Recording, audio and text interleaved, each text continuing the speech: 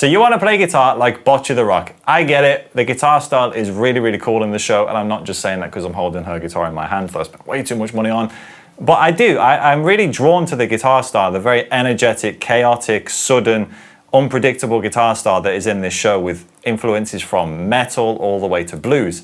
I think they've really dialed in a really cool sound to kind of, you know, they do hire musicians to create these songs. It's not actually real anime band, unfortunately. They do hire musicians to kind of create and contribute to these songs. So I think that they get given a bit of a formula, or the musicians have to do research, and I like to think that they've dialed in on the same techniques that I believe they use to create these songs, because they are so evident, they're so reoccurring through all of the songs. And I'm going to be breaking down the 5 key techniques that I believe are actively in the mind of the songwriter when creating the Bocchi guitar voice lines. Here's a few examples of songs that I've wrote where I've actively been trying to get it similar to the Bocchi the Rock style.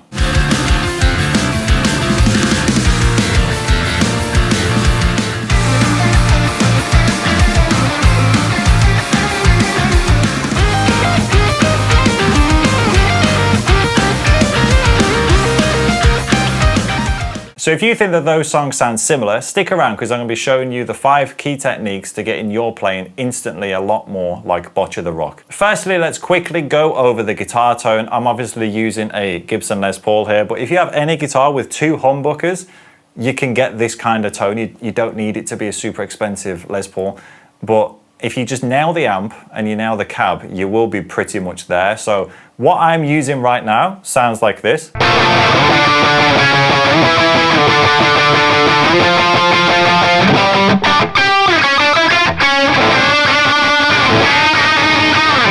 So for this guitar tone that I'm using, I'm predominantly going to be using the neck pickup for a start, and then we're going straight into a drive pedal. I'm personally using an Ibanez TS9, or you could be using a blues driver. I think in the show they actually say it's a blues driver, so something like that. For the drive, I have the drive at 1, so I don't have the drive all the way up. Just have the drive at 1 with the level a little bit boosted, and then go into a Marshall amp if you can, a mid to high gain Marshall amp. I'm using a JCM 800 modeler on the Axe-Fx. I have the drive pretty low because I'm getting a little bit of drive from the pedal, as I just said. So I have the drive at around 3, and then the EQ completely depends on the cab that you're using, the impulse response, and also the guitar itself. So the impulse response / cab that I'm using is a GGD Contenders Marshall cab. I think it's GGD Contenders. It is cool, Contenders round 1.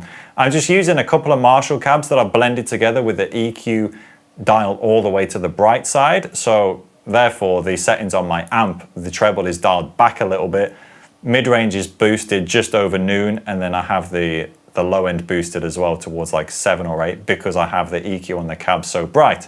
So that kind of gives you this style guitar tone.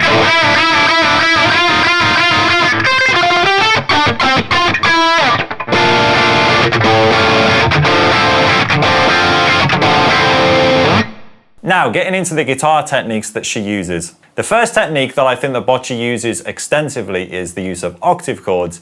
This could be used in the chorus as a counter melody to the chords that are played on the left side on Kitty's guitar, or it could be used in general riffs like Never Forget.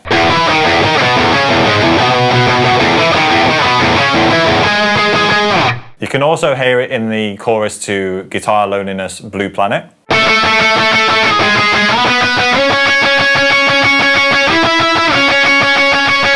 Octave chords are really powerful because it's a much larger way of playing a single note melody. So for example, if you take the Never Forget intro riff, if you play it without octave and you just play the lower note,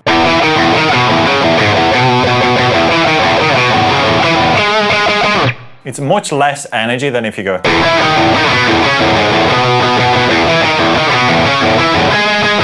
So it's way more energetic, again, if you just went. Add in that higher octave, which that's essentially all these chords are. You're just taking a root note and then just playing the same note in the next position up. That's how you play octave chords. The next technique is all in the picking hand, and it's called tremolo picking. Now, a brief overview of what tremolo picking is. Let's say you have a BPM of something like that. You would generally just try and play as fast as you can within that BPM.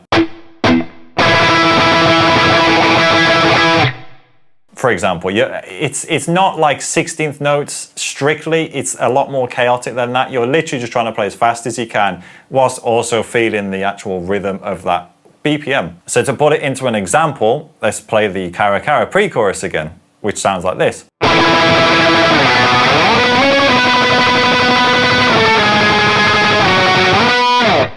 If you do that without the tremolo picking and you just go straight like 8th notes or something,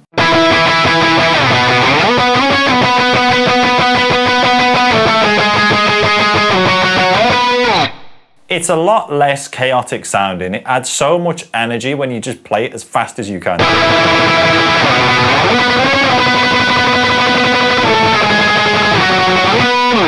Here's another example of when it's used in a chorus section.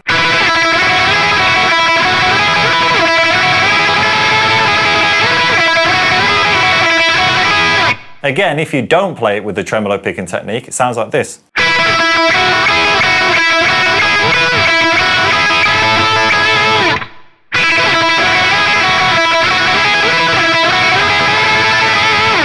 This technique really adds a lot of unpredictable, chaotic and explosive energy to Bocchi's guitar playing, but it can also be used in bursts. It doesn't have to be used like as an entire phrase. It can be like on the tail end of something, for example. So if you take the live guitar solo, she actually starts out with like 16th note or 8th note picking, and then it goes into the tremolo picking, which sounds like this.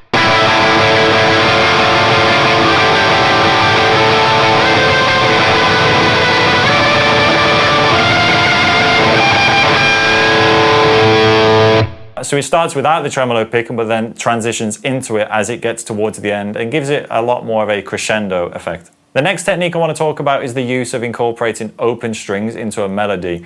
You can hear that in the end of Cara Cara, for example, here.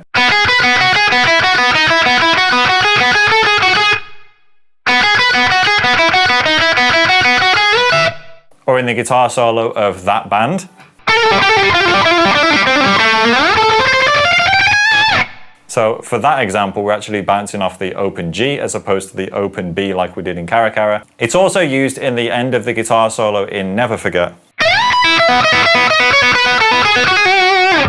I think that it adds quite a strong blues inspiration into her playing. I just think it's quite nice as opposed to something being quite static or like...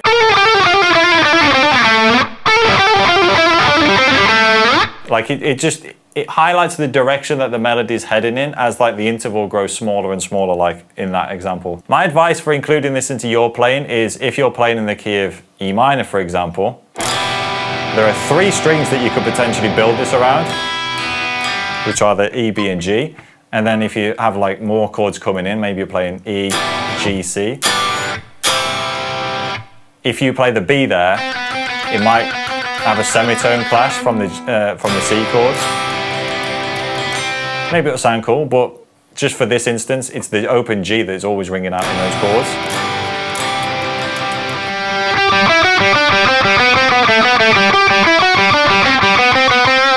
So for example, that melody would fit really well, and that would be a Bocchi technique. And if you want to go a step further and mix together the last 2 techniques, which is including tremolo picking, you could get something similar to this.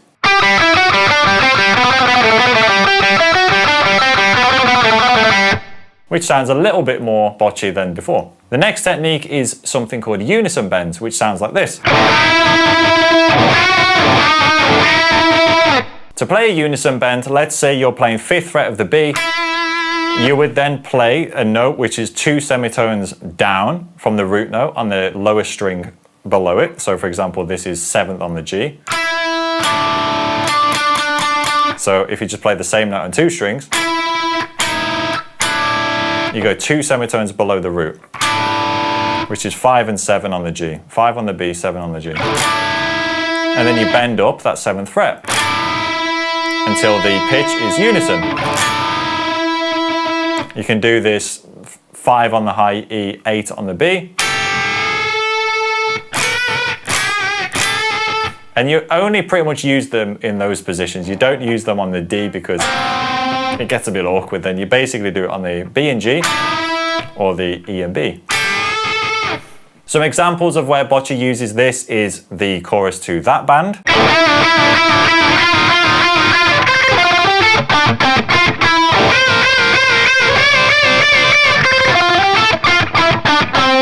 Notice how she also uses tremolo picking in that example as well. She also uses these at the start of guitar solos from Station Complex and Never Forget. Sounds like this.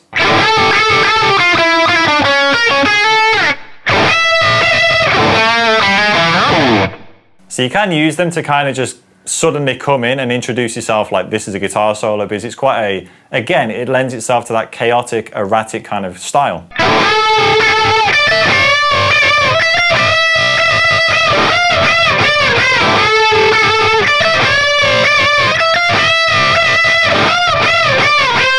That's just an example that sounds a little bit similar to something that Bocchi might write with the unison bends. And again, you could include this with the tremolo picking if you wanted to go for something similar to this.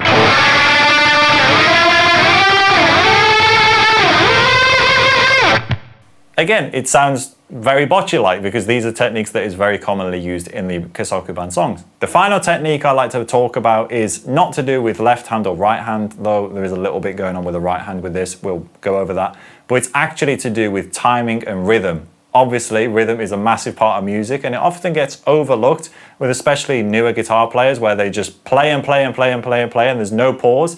A good analogy to, or example to look at with this is a brass instrument player. If you have someone playing the trumpet and they're playing with their breath, they can't just play and play and play forever. They have to pause and take breaths and inhale.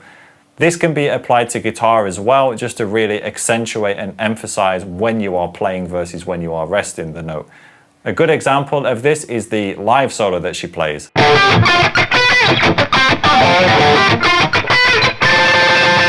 So there are pauses there and there are rests where to fill the rests, we have this going on, which is this kind of length, like technique 5.5 is you could just rest and pause the note like in Station Complex. If you remove the rests,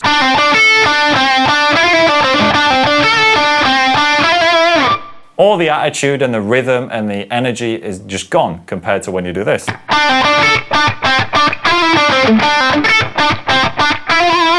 It really accentuates the beat and the rhythm and just gets your head moving that little bit more. And there we have it, guys. Those are the 5 key techniques that I believe every guitarist needs to be using to sound closer to Bocchi the Rock. Let me know down in the comments below what your favorite technique was. Maybe there's a technique that you'd never played before. I'd love to be able to know that I've actually helped you guys and not just rambled for however long showing you techniques that you already know. A massive thank you to everybody on Patreon. If you are interested in accessing over 250 anime guitar tabs, and I've also started including some metal guitar solo tabs as well on there recently. And I also have a preset pack for Neuro DSP's Nolly X plugin, which you can download for free for 2 weeks. I'm not affiliated. You can just download a trial and try the presets out before actually buying the plugin. So everyone over there, thank you guys so much. Without your support, I can't be doing videos like this. So I really appreciate you guys.